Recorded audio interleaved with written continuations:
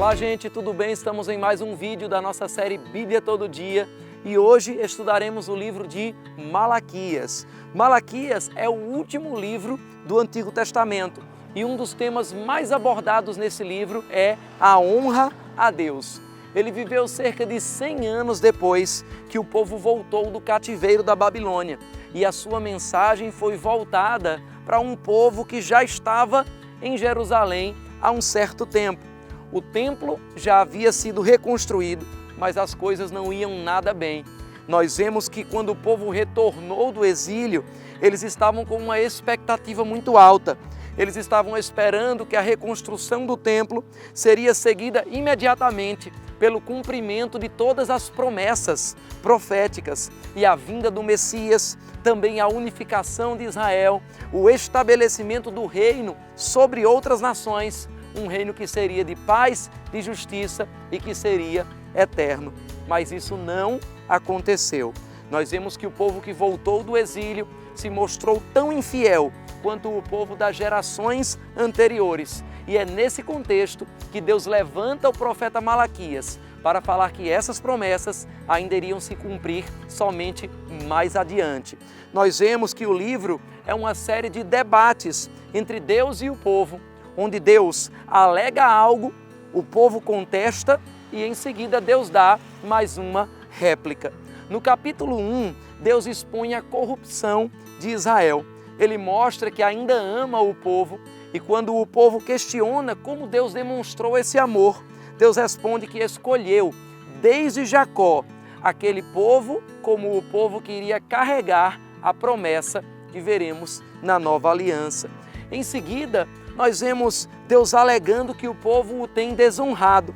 E quando as pessoas mais uma vez contestam, ele rebate que estavam fazendo o culto de qualquer forma, de uma maneira leviana. A Bíblia diz em Malaquias, capítulo 1, versículos 6 a 8. O filho honra o seu pai e o servo o seu senhor. Se eu sou pai, onde está a honra que me é devida? Se eu sou senhor, onde está o temor que me devem? Pergunta o Senhor dos Exércitos a vocês, sacerdotes. São vocês que desprezam o meu nome. Mas vocês perguntam, de que maneira temos desprezado o teu nome, trazendo comida impura ao meu altar? E mesmo assim ainda me perguntam, de que maneira te desonramos? Ao dizerem que a mesa do Senhor é desprezível. Na hora de trazerem animais cegos para sacrificar, vocês não veem mal algum.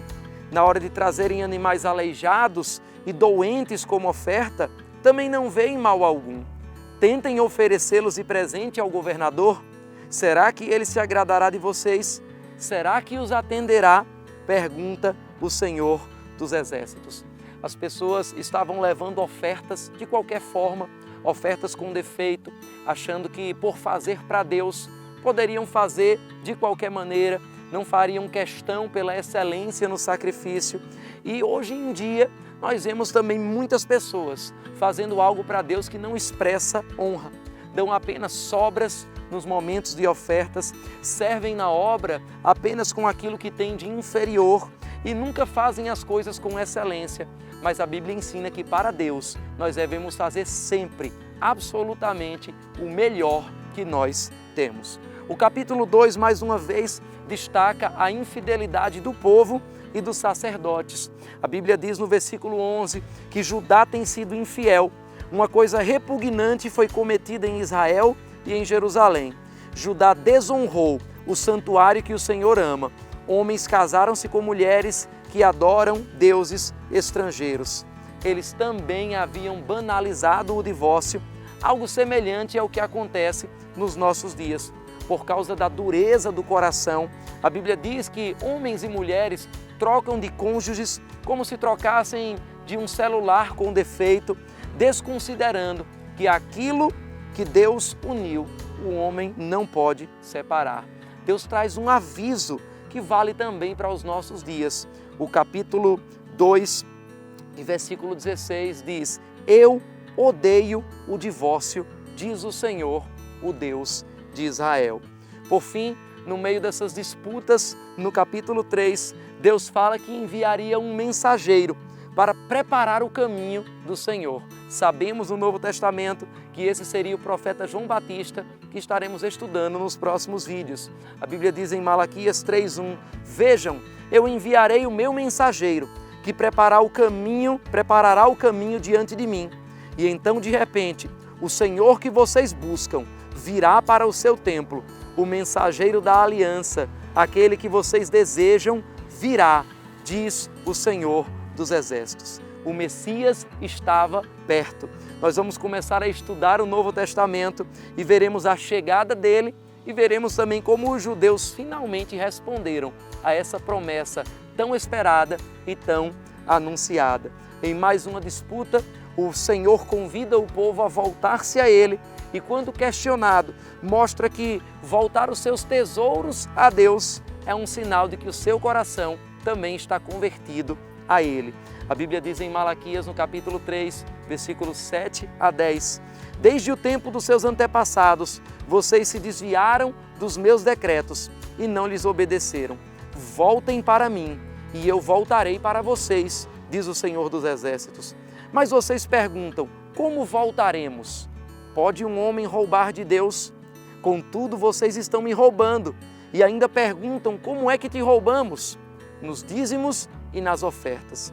Vocês estão debaixo de grande maldição, porque estão me roubando. A nação toda está me roubando. Tragam o dízimo todo ao depósito do templo, para que haja alimento ou mantimento em minha casa. E ponham-me à prova, diz o Senhor dos Exércitos, e vejam se não vou abrir as comportas dos céus e derramar sobre vocês tantas bênçãos que nem terão onde guardá-las. Em mais uma disputa, nós vemos Deus afirmando que muitos estavam falando palavras duras contra ele.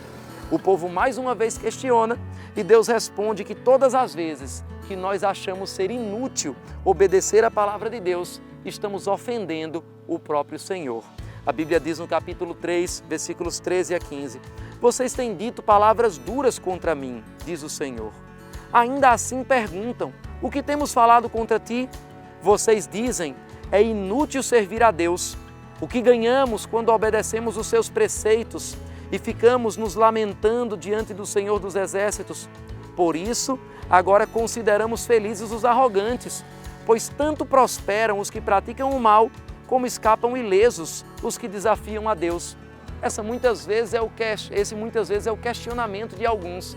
Pessoas fazem o mal e parece que saem ilesos, e outros fazem o bem e estão sofrendo dano.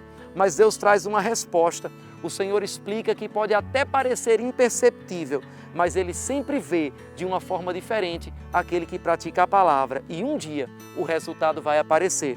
Ele diz no versículo 16 a 18, Depois, aqueles que temiam o Senhor conversavam uns com os outros, e o Senhor os ouviu com atenção.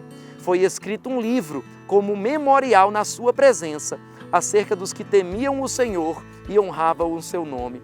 No dia em que eu agir, diz o Senhor dos Exércitos, eles serão o meu tesouro pessoal. Eu terei compaixão deles, como um pai tem compaixão do filho que lhe obedece. Então, vocês verão novamente a diferença entre o justo e o ímpio, entre os que servem a Deus e os que não o servem. Finalmente, o capítulo 4 termina não apenas o livro de Malaquias, mas todo o Antigo Testamento.